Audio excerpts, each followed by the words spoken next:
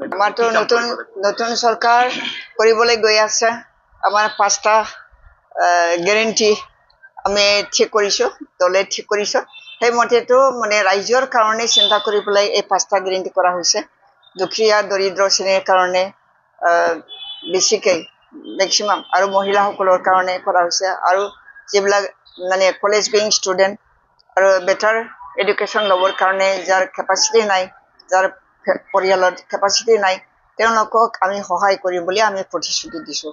সেইমতে নতুন চৰকাৰ বনোৱাৰ পিছত সেইটো আমি অগ্ৰাধিকাৰ দিম। যি ইনভাইট কৰিবলৈ গৈছে মানে আমাৰ চিঠি বধাই মানে ঠিক হৈ গৈছে।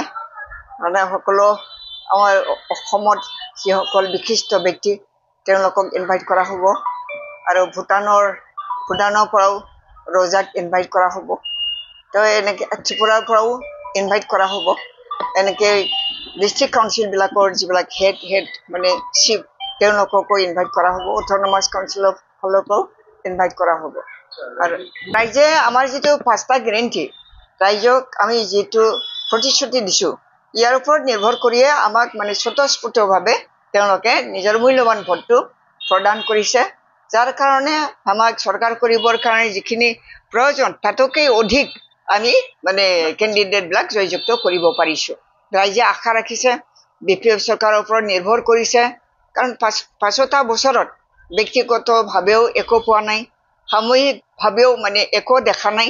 সেইকাৰণে ৰাইজে নিজে সিদ্ধান্ত লৈছে যে হাগ্ৰামা মহিলাৰ বিনে আমাৰ সমাজখনত কোনো মানে উন্নতি নহ'ব। আৰু বিজনেছমেনসকলেও এইটো সিদ্ধান্ত লৈছে যে হাগ্ৰামা মহিলাক লাগিব, নহ'লে তেওঁলোকৰ মাৰ্কেটটো একেবাৰে মন্দা হৈ গৈছে।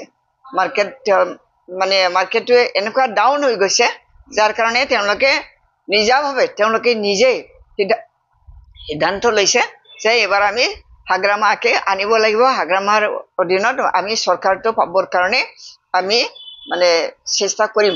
এই কথাটো তেওঁলোকে আমাক প্ৰতিশ্ৰুতি দিছে, ৰাইজেও প্ৰতিশ্ৰুতি দিছে।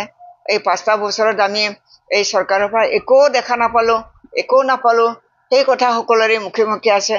আৰু কি আছে অৰুণোদয়ৰ কথা লৈ তেওঁলোকে ফাঁকি দিছে। সেইটোৰ ওপৰতো মানে আমাৰ মহিলাসকল ক্ষুব্ধ।